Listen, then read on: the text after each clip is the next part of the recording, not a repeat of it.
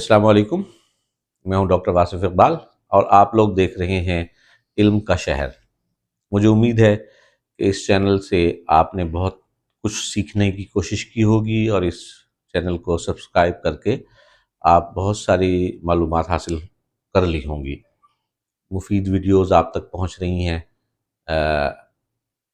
First year second year से मुताल्लिक़ maths, biology, English और भी बहुत सारे अहम वीडियोस आप तक पहुंच रही हैं। तो इस चैनल को सब्सक्राइब कीजिए और इसको देखिए, आपके लिए बहुत मुफीद होगा। अजीज़ तालिब इल्म, आज हम पढ़ रहे हैं फर्स्ट ईयर का फोर्थ चैप्टर। फोर्थ चैप्टर में सबसे पहली बात जो है वो है क्वाड्रेटिक इक्वेशन। क्वाड्रेटिक इक्वेशन होती क्या है? क्वाड्रेटिक इक्वेशन ऐसी इक्वेशन को कहते हैं जो इस शेप में A x square plus B x plus C is equal to zero, इस शेप में लिखी गई इक्वेशन को सेकंड डिग्री पॉलिनोमियल भी कहते हैं और ये इक्वेशन क्वाड्रेटिक इक्वेशन कहलाती है। इसमें ये ए, बी और सी भी द रियल नंबर्स हैं।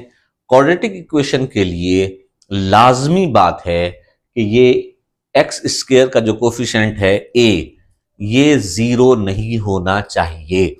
अगर ये जीरो होगा तो फिर ये इक्वेशन क्वाड्रेटिक नहीं होगी, बल्कि ये इक्वेशन लीनियर इक्वेशन कहलाएगी फर्स्ट डिग्री।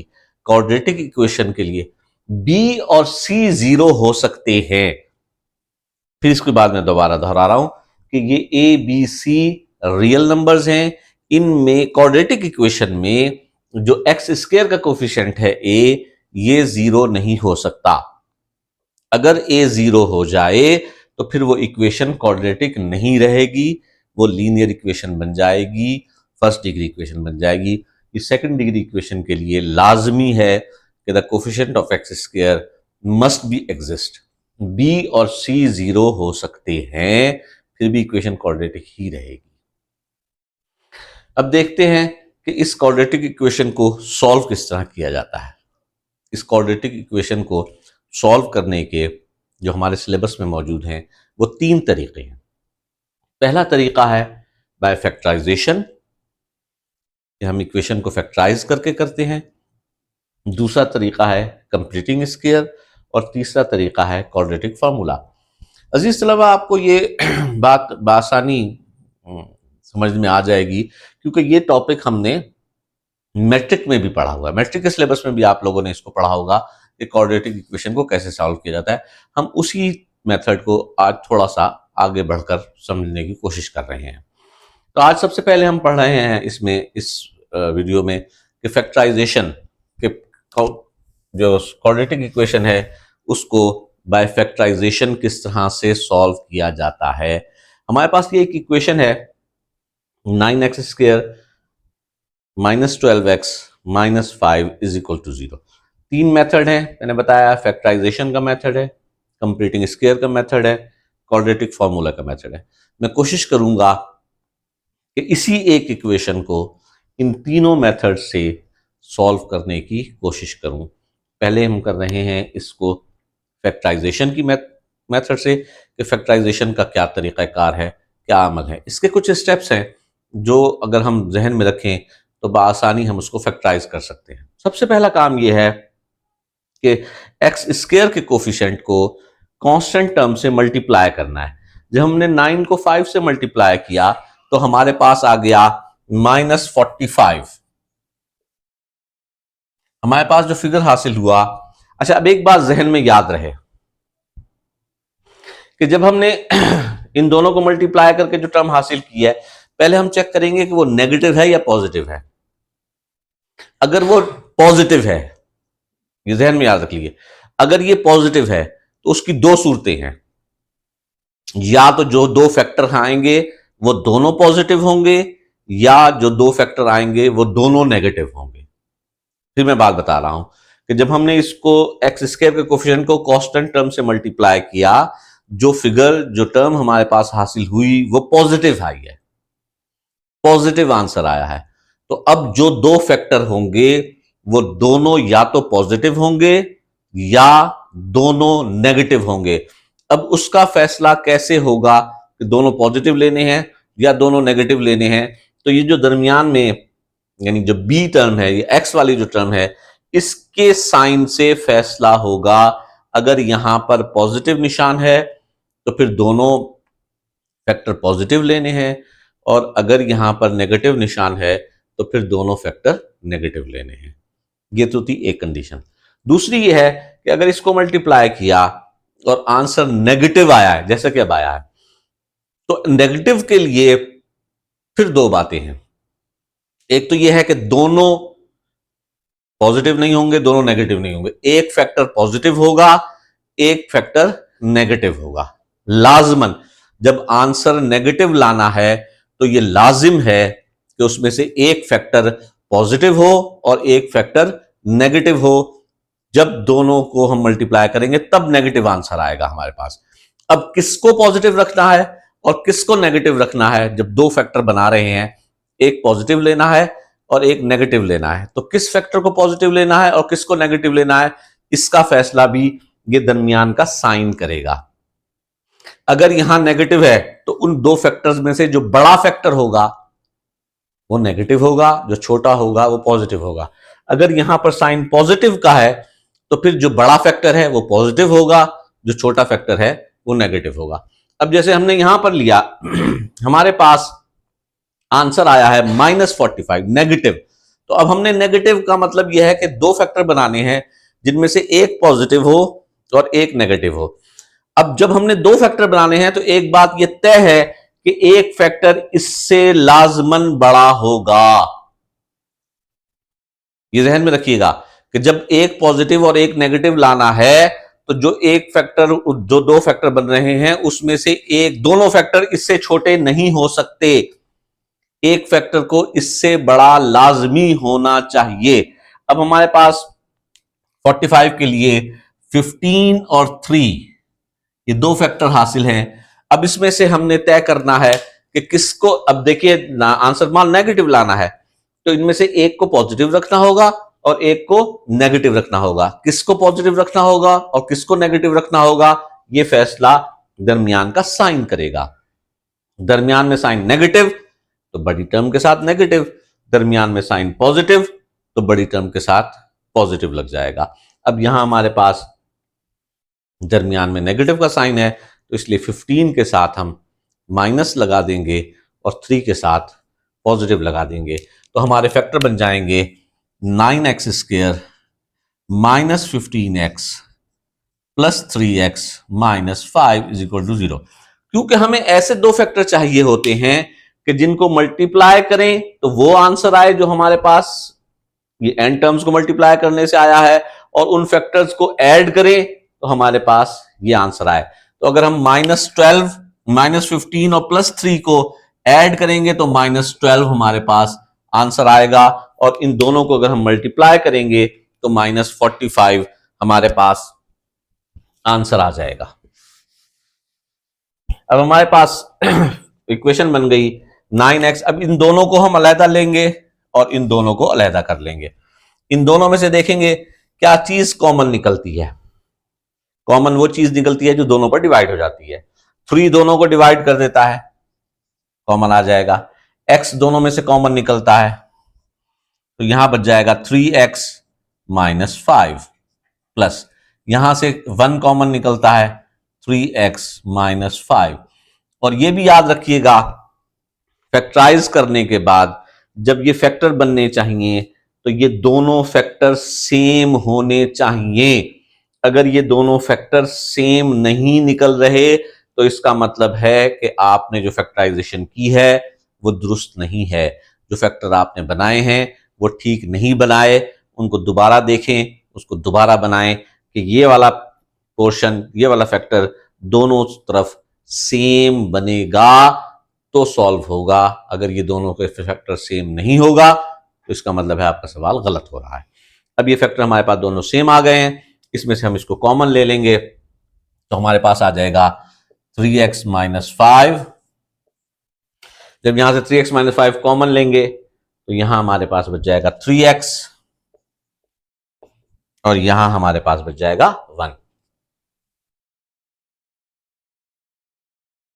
अब जब दो फैक्टर मल्टीप्लाई होकर आंसर 0 आ रहा है तो इसका मतलब है कि इन दोनों में से एक ना एक 0 है।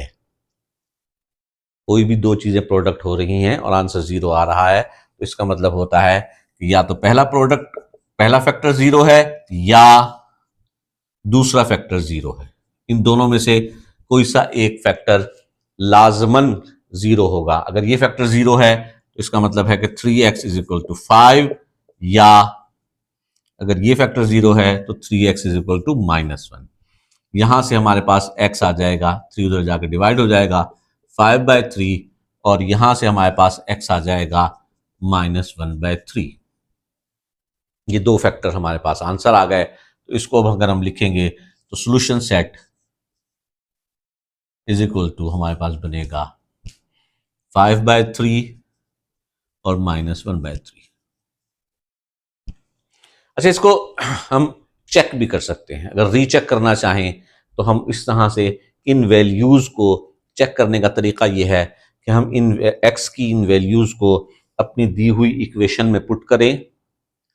अगर आंसर 0 आ जाए तो वो सॉल्यूशन एग्जिस्ट करेगा, और अगर वहां पर उस इक्वेशन से पुट करने से इक्वेशन सेटिस्फाई ना हो तो इसका मतलब है कि वो आंसर इसका एग्जिस्ट नहीं करता। उम्मीद है आपको ये फैक्टराइजेशन का मेथड समझ में आ गया होगा। मैं इसको एक दफ़ा फिर दोबारा से ओवरव्यू करता हूँ दोबारा समझाने के लिए, ताकि बहुत आसानी से आपको दोबारा बात जहन नशीन हो जाए। हम अब कर रहे हैं क्वाड्रेटिक इक्वेशन को सॉल्व बाय फैक्टराइजेशन। फैक्टराइजेशन के लिए हमारे पास ये इक्वेशन है, 9x square minus 12x minus 5 is equal to 0। इस इक्वेशन को हमने बाय फैक्टराइजेशन सॉल्व करना है। फैक्टराइजेशन का तरीका मैंने बताया कि सबसे पहला काम ये करना है कि एक्स स्क्वायर के कोफिशिएंट को कांस्टेंट टर्म से मल्टीप्लाई करना है। जब एक्स स्क्वायर के कोफिशिएंट को कांस्टेंट टर्म से मल्टीप्लाई करें तो जो टर्म हासिल होगी उसके फैक्टर बनाने हैं। कैसे फैक्टर बनाने हैं वो मैं आपको पहले बता गया कि अगर पॉजिटिव है आंसर तो फिर दोनों पॉजिटिव होंगे या दोनों नेगेटिव होंगे, और अगर आंसर नेगेटिव है तो एक पॉजिटिव होगा और एक नेगेटिव होगा। और कैसे दो फैक्टर बनाने हैं कि ऐसे दो फैक्टर बनाने हैं कि मल्टीप्लाई करें तो ये आंसर आए और ऐड करें तो दरमियान वाला आंसर आए। यानी यहां पर हमें ऐसे दो फैक्टर चाहिए कि जिनकी मल्टीप्लीकेशन से आंसर 45 आए और ऐड करने से आंसर -12 आए। तो हमने इसके दो फैक्टर बनाए, -15 और 3। इसको हमने इस तरह फैक्टराइज करके -15x + 3x -12x को हमने तोड़ दिया। फैक्टर कहते हैं अज्जा। इसके दो जुज़ बना लिए हमने, और यहाँ से फिर हमने पहली दो टर्म्स अलहदा ले ली, बाद की दो टर्म्स अलहदा ले ली। इनमें से देखा क्या कॉमन निकलता है। जो इनमें से कॉमन निकाला ये फैक्टर हासिल हुआ। तो इसमें से कुछ देखा जो दोनों में से कॉमन निकलता है तो ये फैक्टर हासिल हुआ। यहाँ मैंने बताया कि ये फैक्टर ऐसा होना चाहिए जो दोनों में कॉमन निकले। अगर ये फैक्टर कॉमन नहीं है तो इसका मतलब है आपकी फैक्टराइजेशन दुरुस्त नहीं है, और अगर कॉमन आ जाता है तो इसका मतलब है आपने फैक्टराइजेशन दुरुस्त की है। 3x - 5 को हम कॉमन ले लेंगे, यहाँ हमारे पास बच जाएगा 3x, वहाँ आ जाएगा 1। ये दो फैक्टर बन गए हमारे पास। बारी बारी दोनों फैक्टर को इक्वल टू 0 पुट करेंगे और 0 पुट करके x की वैल्यू हासिल कर लेंगे। जो x की वैल्यू हासिल होगी this is called solution set. ये हमारे पास सोल्यूशन सेट हासिल हुआ। ये x की रूट्स भी कहलाती हैं। जो ये x की वैल्यूज आई these are called the roots. ये हमारे पास सोल्यूशन सेट होगा। और अगर ये चेक करना चाहते हैं तो यही वैल्यूज x की हम अगर इस इक्वेशन में पुट कर दें और ये इक्वेशन इन वैल्यूज को सेटिस्फाई कर दे तो हम कहेंगे कि this be the solution set. अभी इसी इक्वेशन को मैं कोशिश करता हूं सॉल्व करने की बाय कंप्लीटिंग स्क्वायर। यही इक्वेशन है। इसी इक्वेशन को मैं कंप्लीटिंग स्क्वायर की तरह से सॉल्व करने की कोशिश कर रहा हूं। कंप्लीटिंग स्क्वायर का जो मेथड है वो बहुत आसान सा है। उसके कुछ स्टेप्स हैं जो कि जहन में याद रहने चाहिए। अगर वो स्टेप्स हम जहन में याद रख लेंगे तो कभी भी कंप्लीटिंग स्क्वायर के आंसर गलत नहीं निकालेंगे। सबसे पहला काम कांस्टेंट टर्म को दूसरी तरफ ले जाना है। इक्वल टू के सेकंड हमने कांस्टेंट टर्म को इक्वल टू की दूसरी तरफ ले गए, पहला स्टेप। दूसरा स्टेप क्या है कि एक्स स्क्वायर के कोफिशिएंट से सबको डिवाइड करना है, divided by coefficient of x square का जो कोफिशिएंट है उससे हमने डिवाइड करना है सबको। तो यहां डिवाइडेड बाय 9, एक्स स्क्वायर का यहाँ कोफिशिएंट है 9, इससे हम इस पूरी इक्वेशन को डिवाइड कर दें तो हमारे पास आ जाएगा x square minus 12/9 x is equal to 5/9। इसको अगर हम सिंप्लीफाई कर लें, ये 3 से ऊपर, अगर इसको नहीं भी सिंप्लीफाई करें, हम नहीं करते, यहीं का यहीं यूं ही रहने दें। स्टेप्स याद रहें ताकि पहला स्टेप कांस्टेंट टर्म को दूसरी तरफ ले जाना, दूसरा स्टेप एक्स स्क्वायर के कोफिशिएंट से डिवाइड करना, तीसरा स्टेप जो एक्स का कोफिशिएंट है, एक्स का, नॉट एक्स स्क्वायर, एक्स के कोफिशिएंट के हाफ का स्क्वायर दोनों तरफ ऐड कर देना। हाफ कैसे होगा इसका? हाफ का तरीकाकार ये है कि डिनोमिनेटर को 2 से मल्टीप्लाई कर देना, डिनोमिनेटर को 2 से मल्टीप्लाई, यानी x square minus 12/9x plus इसका डिनोमिनेटर क्या बनेगा 12/18, डिनोमिनेटर को सिर्फ 2 से मल्टीप्लाई कर देना है, नीचे वाली टर्म को 2 से मल्टीप्लाई, इसका स्क्वायर दोनों तरफ ऐड कर देना है। यानी यहां पे अगर हम कहेंगे adding 12/18 square on both side,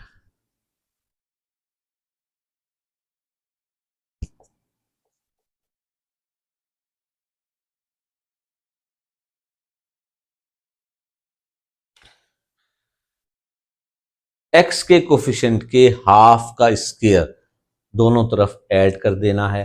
फिर ये स्क्वायर वाली दो टर्म्स, दो जिन पर स्क्वायर डले हुए हैं, ये दोनों टर्म्स लिख लेनी है। दरमियान में क्या साइन आएगा इसको नहीं लिख रहा मैं भी, सिर्फ बता रहा हूं कि स्क्वायर वाली दोनों टर्म्स आपने ले लेनी है, स्क्वायर वाली दोनों टर्म्स आपने विदाउट स्क्वायर यहां लिख देनी है। साइन दरमियान में क्या होगा, वो ये वाला साइन फैसला करेगा। एक्स के साथ अगर यहां पर जो कोफिशिएंट इसके साथ पॉजिटिव है, पॉजिटिव ले लीजिए, यहां नेगेटिव है तो यहां नेगेटिव ले लीजिए और होल पर स्क्वायर डाल दीजिए और उस तरफ को मुकम्मली सिंप्लीफाई कर लेंगे। ये बन जाएगा